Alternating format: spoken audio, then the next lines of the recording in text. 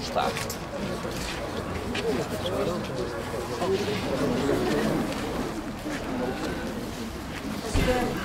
Presidente do ICNF, penso que está ali também. Queria, de facto, dar-vos a todos e a todas as boas-vindas ao Parque Tejo. Em primeiro lugar, Sr. Ministro, quero agradecer-lhe muito pelo facto de ter escolhido Abrantes e este espaço em concreto para fazer a apresentação deste plano e dizer que é com grande satisfação que eu recebo pela segunda vez nesta legislatura neste nosso território, sempre preocupado com o Tejo, e queria, em primeiro lugar, valorizar esse aspecto. A primeira vez veio inaugurar connosco uma hectare, a última hectare que nos faltava fazer, que drena indiretamente para o Tejo e que com isso veio criar condições para que a qualidade da água do Rio Tejo pudesse melhorar. Hoje, aqui, com a apresentação deste plano e dando conta, mais uma vez, de todas as iniciativas que têm vindo a ser levadas a efeito para a promoção da qualidade da água do Rio Tejo. Sr. Ministro, eu queria começar por lhe dizer que aquilo que viu lá fora, quando atravessou a ponte, não é o normal dos nossos dias.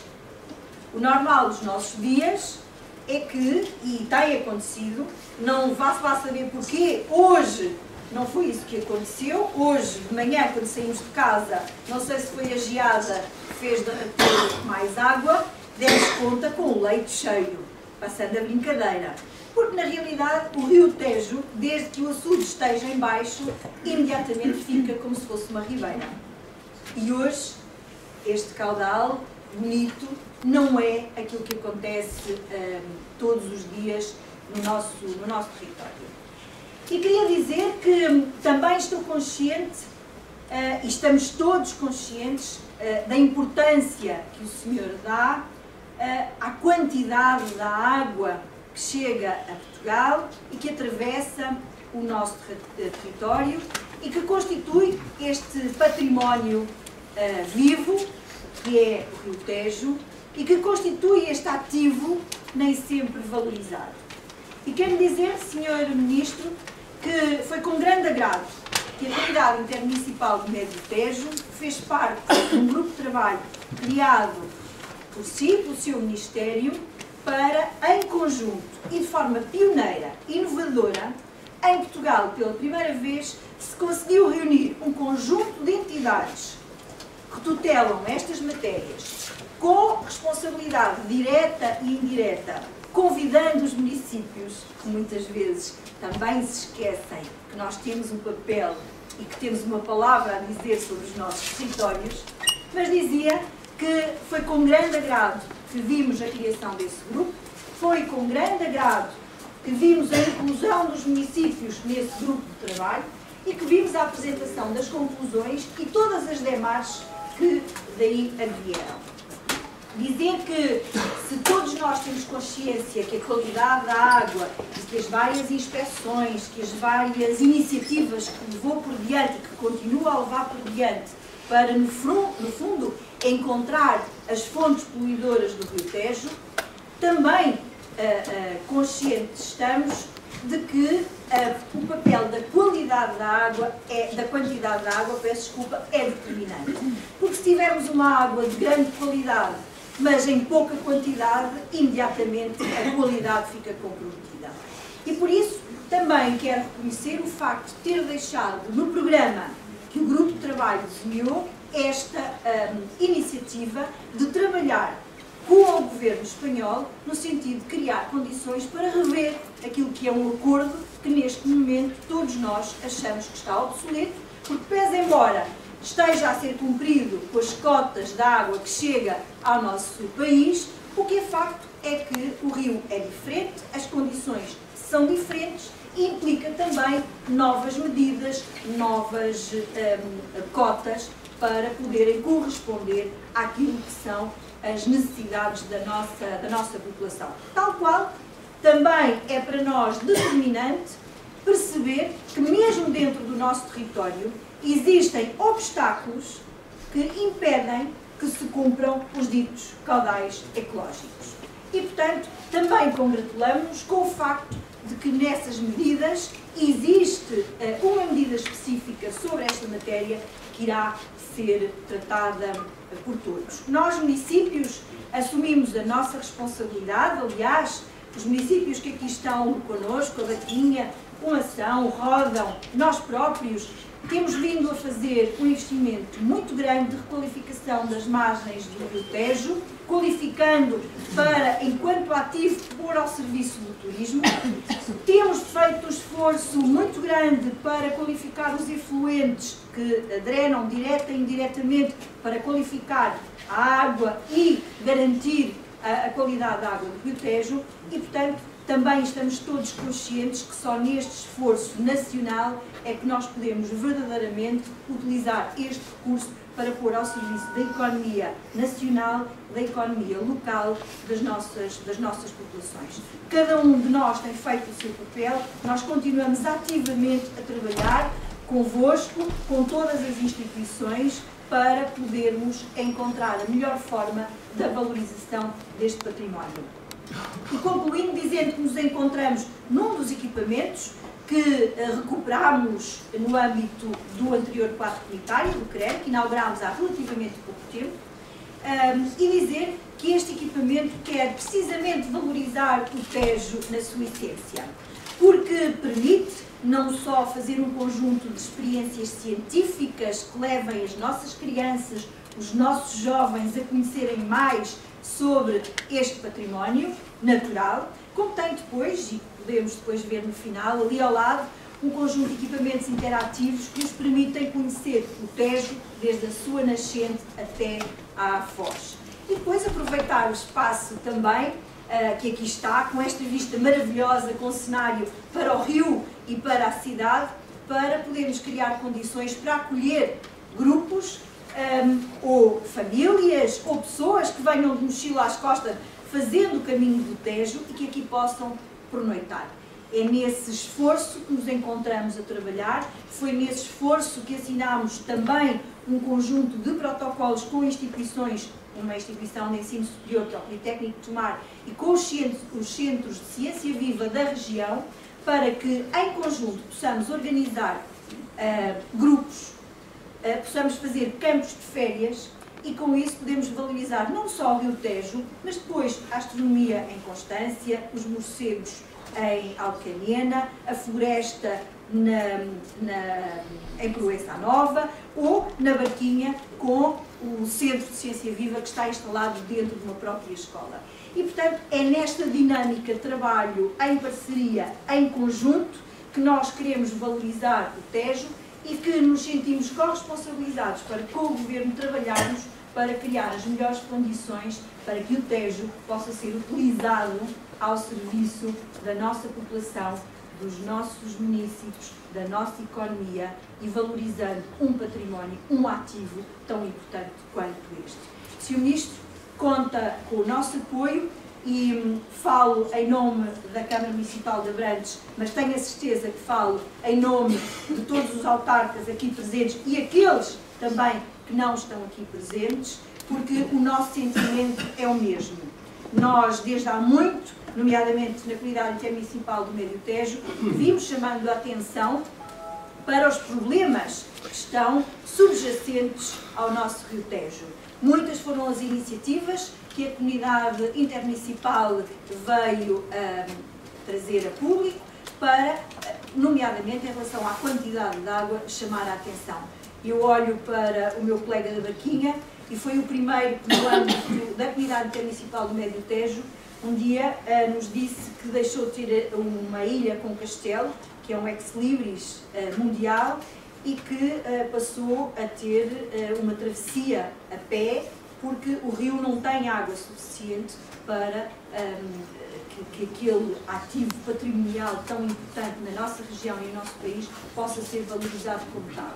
E, portanto, comprometemos-nos todos convosco para encontrar formas ativas de promoção do nosso património natural, do nosso património construído, tendo por base este ativo que atravessa o país, que é o rio mais importante da Península Ibérica e que tem que ser valorizado não só na qualidade, mas também na quantidade da água que faz, ou que constitui este magnífico rio que daqui não conseguimos ver, mas que está precisamente nas nossas costas. E, Sr. Ministro, quero terminar agradecendo mais uma vez o escolher Abrantes, o escolher o Médio Tejo, o escolher este cenário para a apresentação deste trabalho, porque é na convicção de que estamos todos a trabalhar no mesmo sentido, que quer valorizar a sua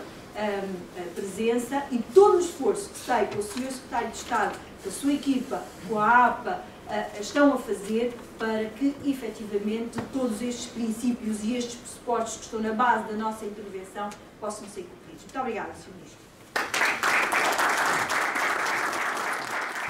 Para falar sobre a ação integrada de fiscalização e inspeção no Tejo, vai-nos dar a palavra o Sr. Presidente da Agência Portuguesa do Ambiente, Nuno Lacastre. Muito boa tarde, Sr. Ministro, Sr. Secretário de Estado, Sr. Presidente de Câmara, Srs. Ministros de Câmara, caros colegas da Administração Nacional, Regional. Ainda ontem estávamos a convidar-nos uns aos outros para podermos estar aqui hoje. Eu estou, como podem verificar, meio, não é encalacrado, mas se o termo puder ser utilizado para quem está a chocar uma gripe, é de facto o meu caso, e portanto vou ser, não só porque se justifica, porque a segunda parte da apresentação caberá à Sr. Diretor-Geral do Ambiente, diz respeito particularmente àquele momento que não vou resistir a dizer, Sr. Ministro, apreciar uma vez mais a sua liderança. Nunca se fez isto no nosso país, e o facto de estarmos a fazer pela primeira vez o anúncio, não vamos dar todos os pormenores, porque há aqui componentes que têm que ser com alguma reserva. Se calhar se não tivéssemos anunciado este dia, tínhamos visto o Tejo, como muitas vezes infelizmente está de facto, mas temos pela primeira vez aqui de facto uma articulação entre todos quantos no dia a dia o fazem, mas que do ponto de vista de planeamento e de prioridades estruturais de facto não temos essa tradição. E portanto, mais uma vez que isto se faz estar esse reconhecimento de liderança na segunda-feira, num outro contexto, dizer a palavra justo. É justo e é objetivo. Isto é, essa liderança é crucial, porque é assim que nós depois conseguimos trabalhar entre todos e temos a noção que ao mais alto nível temos que fazer e devemos fazer.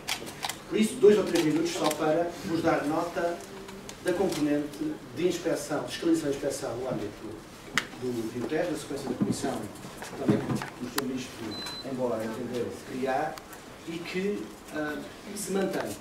Recordem-se que as recomendações do relatório da Comissão foi que ela não fosse só para entregar o relatório, mas que permanecesse, é isso mesmo que acontece, ainda há uma semana nos voltámos a reunir e falemos com regularidade, precisamente para preparar estes diferentes aspectos da inspeção. Só para recordar então que o relatório foi apresentado, tem um conjunto vasto de recomendações e estamos já a trabalhar nessas mesmas recomendações e aqui chamo a atenção para, lá está, o conjunto de entidades que participaram e que continuam a participar no âmbito desta comissão, os municípios, as comunidades intermunicipais e as entidades do Estado a nível nacional e regional. E também há uma expressão na Catalunha relativamente ao Clube de Barcelona, que é mais que um clube. Neste caso, particularmente os colegas do CEPNA são mais do que parceiros, os colegas do PSP também, ao assumirem estas funções, são evidentemente um parceiro crucial para fazer acontecer esta atividade. E vamos, por isso, prosseguir este ano. Aqui vêm as estatísticas da ação integrada de fiscalização que levámos a cabo no ano passado. Vamos prosseguir este ano e durante todo o ano, com ações nesta mesma área. Obviamente, tendo aprendido um conjunto de lições no ano passado em termos de entidades inspecionadas, fiscalizadas, para agora podermos seguir em relação àquilo que foi identificado na altura, em termos dos mandados ou dos autos de notícia que foram identificados. As metodologias estão identificadas, são conhecidas, a divisão de tarefas entre as diferentes entidades também. Vamos ter, como é hábito, que nos organizar em termos de complementaridade, para não estarmos a ir muitas vezes, e já no passado deixou de acontecer, ao mesmo sítio em listas sequenciais. E este ano também com, ao nível operacional ela já acontece também, mas este nível estratégico também com também a integração de parte, em particular, do ICMF. É muito importante também esta mudança. Os critérios de intervenção, não vou entrar em detalhe, o Sr. Diretor-Geral falará a seguir a falar da ação anual. E estou mesmo a terminar para dar nota que e recordar que uma das recomendações do relatório da Comissão de Avaliação foi a de que, para além de nos focarmos como temos que fazer na componente de fiscalização e inspectiva, temos que ir a montante e temos que ir ajustando. Ir a montante significa que temos que nos sentar, não há outra forma de dizer também, com os agentes económicos e encetar um conjunto de ações de formação e sensibilização precisamente para fazer coisas tão simples como explicar com o licenciário. Nós todos sabemos que neste país de burocratas, e ninguém está imune a essa característica, a quantidade de licenças, a quantidade de autorizações que cada agente económico tem que respeitar para poder exercer a sua atividade é vasta, mas mais do que isso é complexa. E sendo complexa, há um dever que incumbe às administrações de explicarem como deve ser, se quiserem, aos agentes económicos, precisamente, os quadros e as boas práticas de licenciamento, informação nos domínios de ambiente e de ordem do território relevantes para a sua atividade. Fazemos ações de formação e aí, em particular, falamos também, como sempre, em parceria com os municípios, mas também com as associações empresariais regionais. E, finalmente, ao abrigo de protocolos que quer a Agência de Defesa do Ambiente, quer a Inspeção-Geral do Ambiente, tem com a própria Direção-Geral da República também, ações focadas com os magistrados do Ministério Público aqui nesta região. E, portanto, este é o compromisso também para este ano, que iremos encetar estas ações de sensibilização e informação, que são complementares e devem ser complementares a um conjunto de outras iniciativas que estão previstas no relatório, incluindo, e em particular, também as de fiscalização e inspeção. E, portanto, só para terminar dizendo que tudo o que está, podemos acompanhar ponto a ponto aquilo que está previsto no relatório da Comissão do Tejo, tudo aquilo que lá está, vamos levar a cabo ao longo deste ano. Muito obrigado. Inspetor-Geral da Inspeção-Geral da Agricultura, do Mar, do Ambiente e do Ordenamento do Território, Nuno Lanza.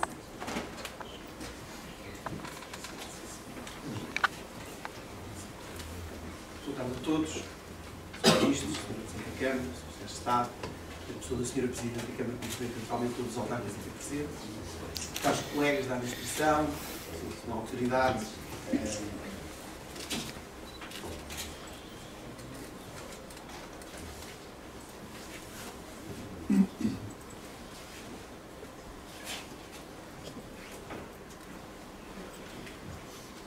De facto, tal como disse o Sr. Presidente da APA, há uma diferença grande em relação à intervenção que nós vamos hoje aqui iniciar.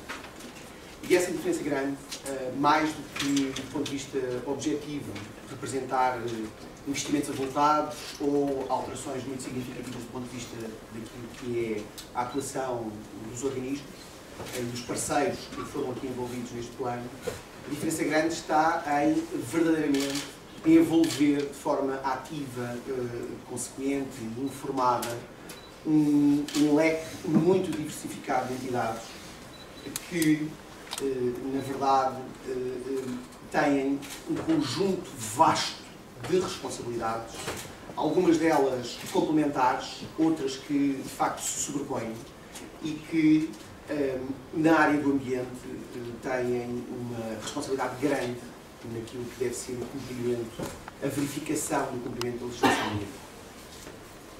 Este plano terá uma escala nacional e que parte, como disse também o Sr. Presidente da APA, e que também ficou marcado como desafio lançado pelo Sr. Ministro do Ambiente a 26 de novembro para apresentarmos o relatório do Tejo, parte naturalmente daquilo que foram os resultados da Comissão do Tejo. E esses resultados foram, efetivamente, resultados que tendo nós consciência, e como disse o Sr. Presidente, não é apenas uma questão de qualidade, mas também não é apenas uma questão de quantidade, até porque a quantidade influencia de forma determinante a qualidade. Nós temos a certeza, temos a convicção clara de que há muitos problemas por resolver. Mas esses problemas fazem parte do nosso dia-a-dia e, portanto, a orientação que acabámos por seguir, dada por Sr. Ministro, foi no sentido de nos coordenarmos para articularmos os nossos meios e, dessa forma, podermos potenciar os resultados que queremos ter no desenvolvimento do nosso trabalho. O plano foi alargado a todo o território nacional, parte de um conjunto de informações detidas pelas diferentes entidades e que também até hoje não tinham sido cruzados. Cada uma das entidades envolvidas que ali viram referenciadas tinha a sua base de dados, a sua lista de alvos. Não levem a mal esta expressão, mas nós nas inspeções temos esta expressão porque, de facto, os operadores são alvo de inspeção. Portanto, é esse o termo que usamos, mas na verdade é um leque muito diversificado de operadores, de instalações, mas que fazia parte das listas individuais de cada uma das entidades. E nós o que fizemos foi identificar esses alvos passíveis de serem inspecionados, no cruzamento da informação detida pelas diferentes entidades e a identificação de um conjunto de critérios, porque a atividade da administração, na nossa perspectiva, na perspectiva de todos os parceiros desta ação, é uma atividade que deve ser orientada com base em critérios claros, objetivos, que sejam eficientes, que sejam racionais e que permitam maximizar os resultados. Portanto, foi isso, na verdade, que acabámos por fazer. Há uma identificação do universo de alvos para os quais fazia todo sentido encontrar aqueles para os quais havia registro de incumprimentos nos últimos 5 anos, a que se seguiu uma distinção em função dos regimes, sejam eles abrangidos por regimes especiais como os regimes das emissões industriais ou os regimes dos acidentes industriais graves, conhecidos normalmente como regime severo. Também um conjunto de alvos que se refere no âmbito de um sistema de análise de risco desenvolvido pela IGAMAOT, que identifica hectares de risco elevado, essencialmente hectares urbanas com mais de 2.000 habitantes equivalentes de capacidade de tratamento. E sobre isto foi desenvolvido um planeamento integrado entre todos os parceiros com um universo temporal que permite articular a intervenção de cada uma das entidades. Essa intervenção é naturalmente balizada pelas suas competências próprias, sendo certo que há entidades como a CCDR ou como a Agência de Defesa do Ambiente que têm maior pendência de competências em determinadas áreas e naturalmente faria todo sentido ter essa divisão em consideração. Isto permitiu, como vos disse, trabalhar pela primeira vez uma base de dados comum. Essa base de dados corrige um conjunto de disfunções internas de cada uma das listas de informação, complementa e acaba por um lado, congregar um conjunto de informação muito mais relevante e atual e, por outro lado, disponibilizar a todas as entidades essa informação de forma operacional para permitir um conjunto de outras diligências.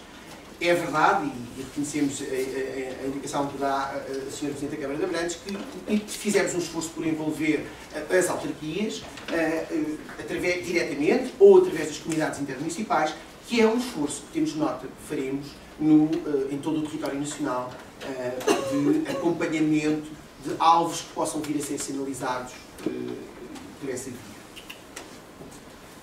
O que é que isto representou? Representou, na verdade, um tratamento do universo de cerca de 26.000 utilizadores do ambiente, selecionados com critérios como a informação relativa à atividade, a existência de infrações dos últimos 5 anos, os regimes especiais, incluímos também hectares de risco elevado, apurámos um universo preliminar que tem aproximadamente, neste momento, 1.500 alvos, que é um número bastante expressivo, muito expressivo, até para o histórico conhecido, que neste momento estão praticamente todos georreferenciados.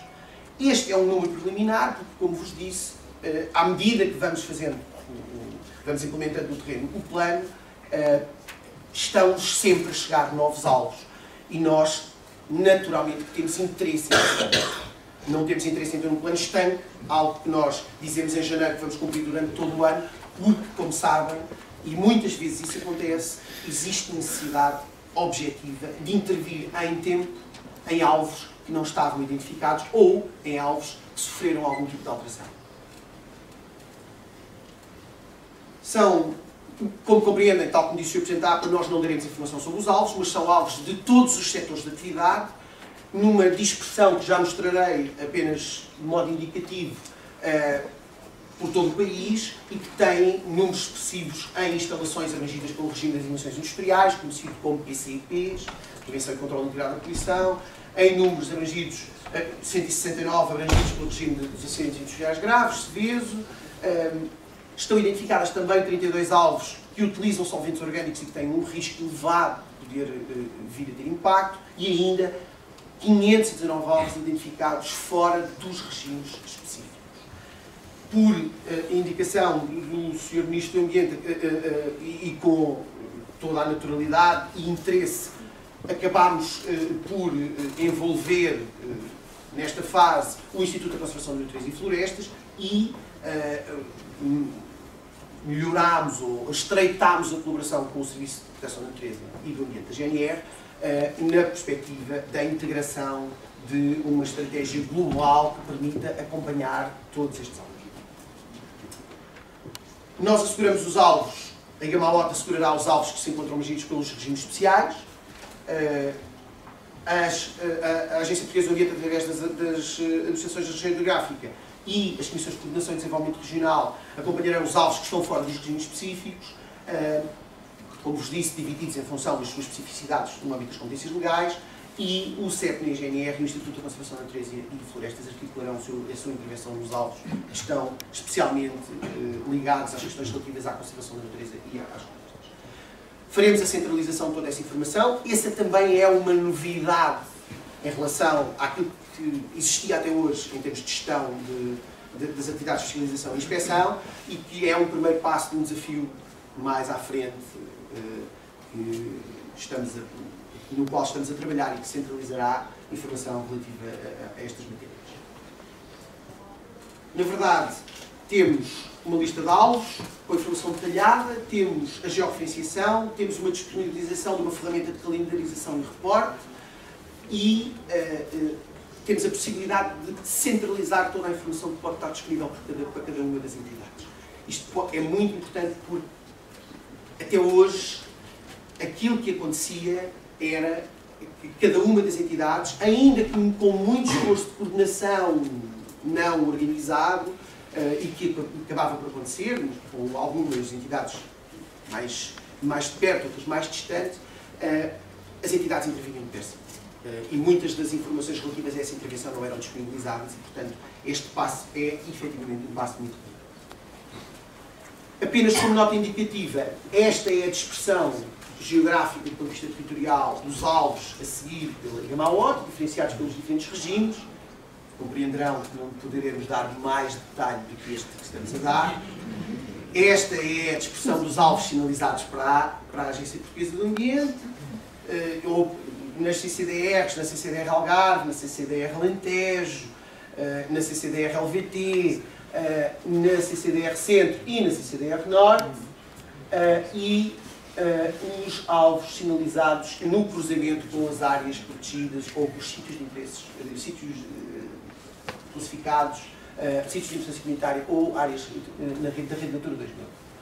E, portanto, o que vamos fazer, na verdade, é ir para o terreno, como bem os desafios do Sr. Ministro do Ambiente, de forma coordenada, com a racionalização, a articulação e a coordenação dos meios, o que tem, naturalmente, um impacto do ponto de vista territorial, do ponto de vista da operação das instalações, que nós esperamos não que tenha mais coimas, não que tenha contraordenações, não que tenha mandatos ou medidas cautelares ou preventivas, mas que, sobretudo, permita cumprir.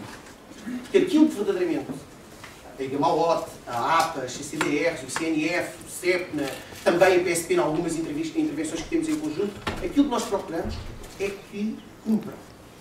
Este é um esforço de promoção do cumprimento. Naturalmente, que a promoção do cumprimento faz pelas ações de formação e sensibilização, como bem deu nota o Sr. Presidente da Agência Portuguesa do Ambiente, mas inevitavelmente também se faz através de tomada de medidas de tutela, que algumas vezes são mais duras, algumas vezes são mais difíceis, mas que se tornam inevitáveis quando as circunstâncias justificam. Portanto, é absolutamente inevitável e natural que assim seja. Muito obrigado a todos. A palavra do Sr. Ministro do Ambiente, João Pedro Marques Fernandes.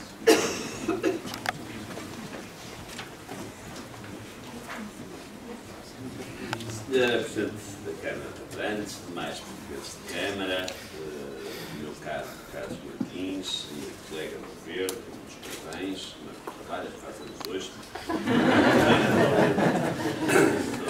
Naturalmente, o Sr. Presidente da SEP e mais entidades caso presentes, meus estimados colegas do Ministério do Ambiente, minhas senhoras e meus senhores. Eu vou fazer um discurso, como costuma dizer, que se faz nos congressos partidários. Primeiro uma parte para dentro e depois uma parte para fora. E na parte para dentro, para vos revelar um jargão da gestão que foi construído ao longo do tempo, estou mesmo a falar para os meus colegas do Ministério do Ambiente, que diz assim: quando uma coisa te parecer esquisita, é esquisita. Foi de facto uma coisa que aprendi por cada vez que chegava a uma organização. E se havia coisa que parecia evidentemente esquisita quando cheguei ao Ministério do Ambiente, com as funções que tenho, com muito orgulho de desempenho, foi que havia mesmo, apesar da boa vontade e do empenho das CCDRs, do CEP, que não pertence ao Ministério do Ambiente, mas que é um parceiro nuclear em todo este trabalho, nem Gamawalt, nem APA, mas só chorávamos pela falta de meios e a articulação era feita com base no empenho, na boa vontade, mas no fundo não estava estruturado. Não estava estruturado. E isto parecia de facto muito esquisito e, como se veio a ver, era esquisito.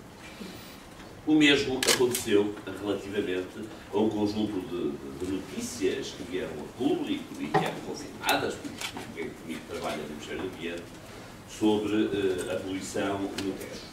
Sobre a poluição no Tejo. Também aqui parecia evidente um problema, pareciam evidentes as formas de o poder atacar, mas como é que nós lá vamos? Porque isto agora é com a CCDR do Alentejo, é esta parte agora é com a RH, e de facto, não havendo forma de multiplicar meios, um dia foram multiplicados bens e peixes, esta era mesmo a única forma a nos articularmos para fazer.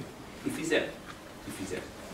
Tenho um orgulho muito grande no que diz respeito ao plano do Tejo, ao trabalho que fizemos. E por isso mesmo, em Vila Velha de Ródão, no dia 26 de novembro, dia em que este governo celebrou um ano, eu fiz questão de desafiar os que tinham trabalhado neste processo para, em Vila Velha de Ródão, apresentarmos claramente um projeto, se me permitem dizer assim, que tinha sido começado connosco e tinha sido acabado na sua primeira fase, porque eu nunca chegara ao fim. Portanto, tudo isto tinha sido feito já depois de Carlos Martins e eu próprio assumirmos responsabilidades governamentais. Não tivemos nunca a mais pequena dúvida da importância do problema e da multiplicidade de problemas que estavam por trás dele, mas de que éramos capazes de fazer e fizemos. Sei bem, também, porque é verdade, que no dia em que apresentámos este trabalho na Assembleia da República, eu fiz questão disso, aliás, já agora, a Assembleia da República teve aqui um papel relevantíssimo, nada partidário, ou se preferir de outra forma, pluripartidário, no interesse que devotou a esta questão do Tejo, e lembro-me muito bem de uma coisa que disse, e que repito hoje, sendo que acredito que daqui a um ano já consigo dizer mais do que isto. Aquilo que disse e repito hoje foi assim: acabou a impunidade, as pessoas têm consciência que acabou a impunidade, mentiria se dissesse que o risco se diminuiu bastante. Não sinto ainda que o risco se tenha diminuído bastante, sendo que parece claro que acabou a impunidade. quero acreditar que, se calhar, daqui a um ano, nós podemos dizer, com todo o vosso esforço, que acabou a impunidade e o risco, esse nunca acabará, é muito menor. E acho que é mesmo nesse sentido que devemos trabalhar. O ambiente é parcimónia e equilíbrio. Parcimónia para os outros, que têm que saber utilizar os recursos naturais de forma o mais minimalista possível. Nós só temos um fornecedor, que é a biosfera, não temos outro, e, portanto, todos quantos constroem naturalmente a sua riqueza e criam o seu próprio emprego ou promovem emprego para os outros, têm que perceber isso. Só temos um fornecedor, vivemos a crédito de recursos, embora este não tenha reflexos na contabilidade pública, porque se tivesse, o problema não era português, era de facto, o problema é mundial, não tem reflexos na contabilidade dos países, mas de facto vivemos a crédito de recursos e, portanto, todos têm que ser parcimoniosos no seu uso. Mas é de facto equilíbrio, e o equilíbrio é voltado para todos, mas também para nós, continuo a falar para dentro do Ministério do Ambiente, que temos que perceber que não seremos nunca, nem queremos nunca entrar para a história como o Ministério do Não. Nós somos, de facto, um Ministério que tem a obrigação de cuidar, em última linha, daquilo que são recursos e recursos naturais que o país tem, de fazer cumprir as obrigações que constam no limite do licenciamento de cada uma das atividades e de as saber acompanhar, e, naturalmente, também de as fiscalizar e de as multar, ou o que seja, quando elas incumprirem aquilo a que estão obrigadas. Eu fico muito satisfeito por fazer esta apresentação num tempo em que decorre a Estratégia Nacional para a Educação Ambiental. Estratégia essa que vai muito para além das escolas. Não tenho a mais pequena dúvida da importância que as escolas e que o sistema regular de ensino tem aqui. É o maior cimento transgeracional de passagem de conhecimento. É fundamental que as matérias ambientais e do território estejam presentes naquilo que são os currículos escolares. Não tenho a mais pequena dúvida. Mas escolhemos também, se o Sr. Inspetor Nuno Manza não leva a mal que eu diga assim, 5 alvos para construirmos a nossa estratégia de educação ambiental.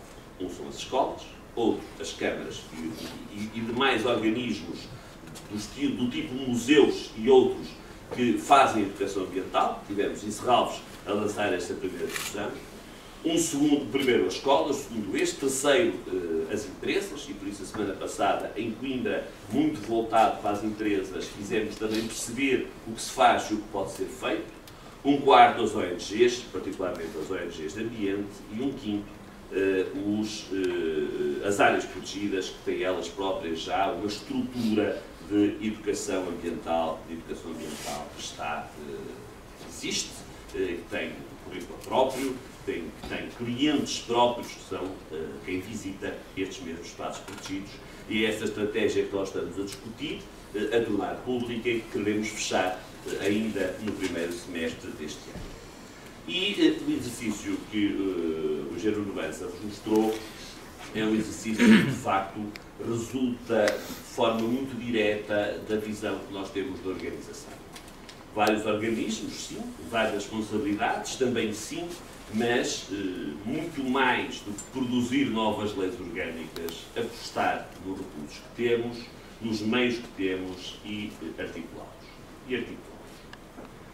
Já agora também não deixo de enaltecer os serviços do meu próprio Ministério, particularmente a Gamaote, porque foi logo no dia 26 de novembro que dissemos, dia 19, estaremos em Abrantes a fazer esta apresentação. Esta apresentação como primeira sequência daquilo que foi o plano do Tejo, mas sobretudo como um plano nacional de fiscalização ambiental para todo o país. E o Engenheiro Nuno Manza não mostrou, mas para mim é claro o papel que a Gamaote tem aqui. O primeiro é o de respeitar o papel de cada uma das entidades e suas competências próprias. O segundo foi o de os desafiar para, em conjunto, desenhar este plano de inspeção. O terceiro é, e desculpem fazer assim uma conta simples, 1500, 12 meses, dá mais ou menos 120, 130 por mês. Não quer dizer que a cadência seja linear, mas naturalmente espero que a cada mês me seja apresentado o relatório de atividades devidamente consolidado, tudo aquilo que foi feito.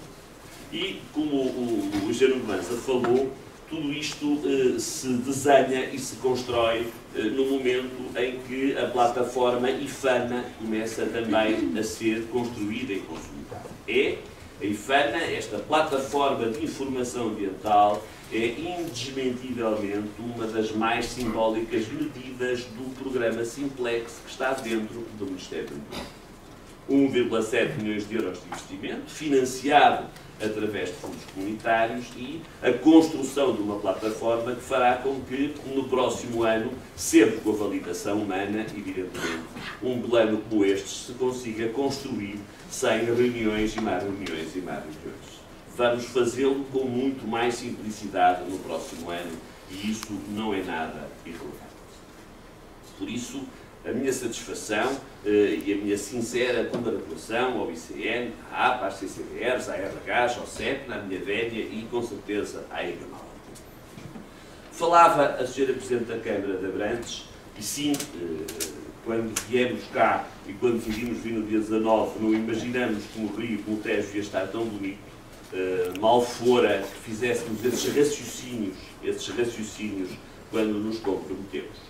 Sabemos bem que os problemas não se resolvem fugindo a eles e, por isso, se o Tejo não estivesse como está hoje, eu teria essa insatisfação, mas não perdia em nada a satisfação de estar aqui a apresentar este plano.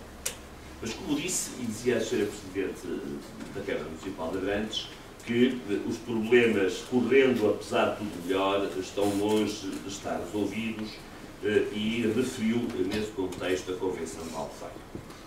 Sobre isso, e a concluir, eu queria dizer três coisas. Sim, apesar da reunião do dia 12 de fevereiro só ter trazido um assunto a público,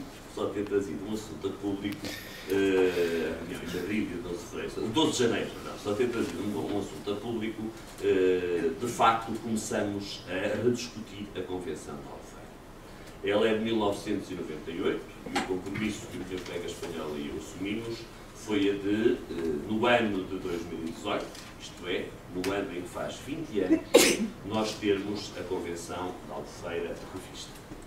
E comprometemos já a um passo intermédio, que é, ao tempo em que vier a ser realizada, não tem ainda data marcada, mas ainda neste primeiro semestre, a Cimeira Ibérica, ser aprovado pelos dois países um roadmap com os objetivos, o método e o calendário para este novo olhar sobre a Convenção de Albufeira.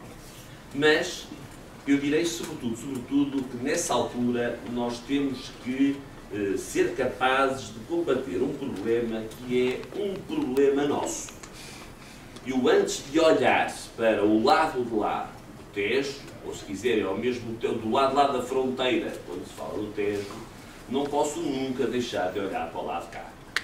E no caso do Rio Tejo, isso é muito evidente quando se fala, ou quando olhamos para as barragens de Belvedere e do Fratel. Essas barragens são antigas, são anteriores, eu não quero dizer ao conceito, mas à aplicação do conceito de caudal ecológico, e por isso nós temos que fazer um trabalho de casa.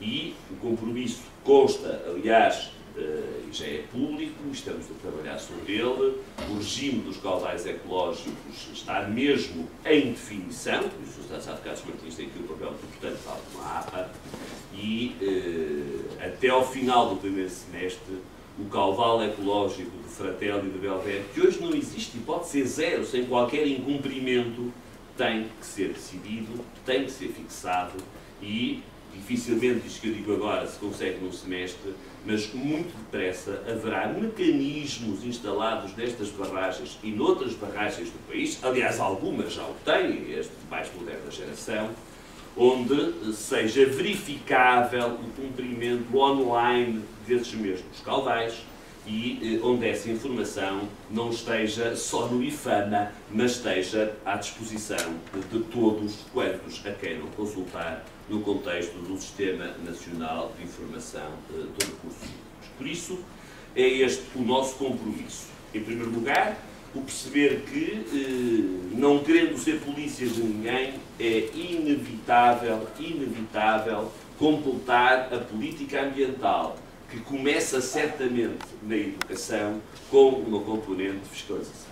De outra forma, não conseguimos fazer cumprir, de outra forma, não conseguimos fazer nada. Ao mesmo tempo que digo isto, não posso nunca me dirigir àqueles que têm atividades que têm risco de poluição.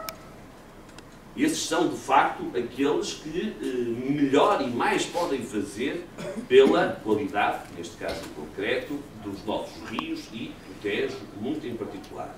Têm mesmo que cumprir as suas obrigações, têm mesmo que ter mais sensibilidade para elas, têm mesmo que perceber que a responsabilidade social e ambiental das suas empresas é um fator de construção de negócio, e enquanto isso não acontecer, nunca conseguiremos estar em todo lado, mas vamos mesmo muscular a nossa intervenção no território, como isso aqui foi demonstrado.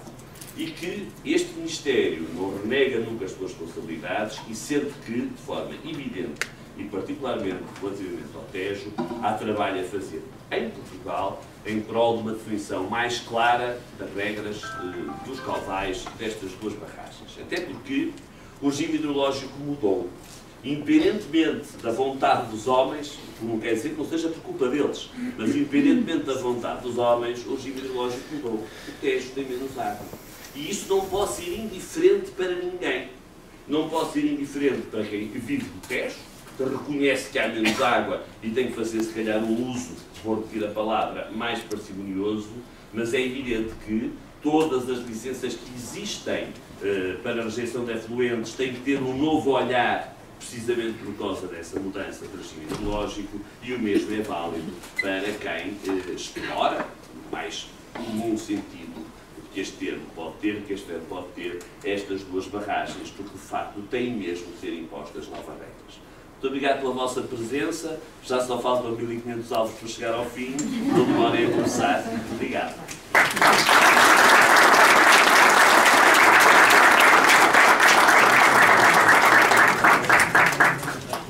Então, se permitem, eu gostava só de assinalar este momento, entregando ao Sr. Ministro e ao Sr. Secretário de Estado um livro sobre o Rio Tejo, que foi feito pelos nossos serviços.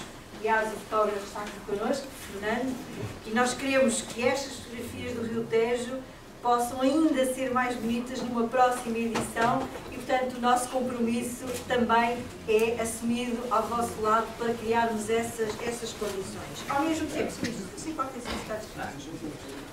E depois, este ano 2016, sim. Estão a fazer estas de um álbum. Só fechar a câmera. Tenho a câmera, pronto, já está.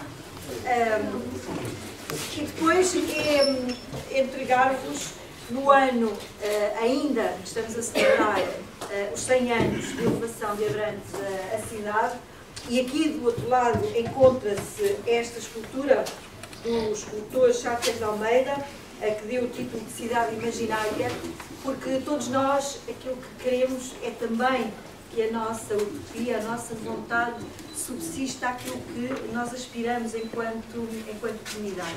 E, portanto, Abrantes, a nossa região, o país, conta convosco para nos ajudar também a que esta utopia de fazermos pessoas felizes possa ser concretizada, tendo por base este grande ativo que é este rio. Muito obrigada. Obrigado. Queria também aproveitar o momento, muito obrigada, Sr. Ministro, Sr. Secretário de Estado, para convidar a todos e a todas a visitarmos ali a sala do simulador para podermos cantar os parabéns ao Sr. Secretário de Estado e comer uma fatia de bolo e um Abrantes de honra que está ali preparado para celebrarmos, porque nada melhor que num dia como o de hoje, em que falamos sobre assuntos às vezes tão difíceis, que é celebrar a vida. Vocês sabem, muitos parabéns.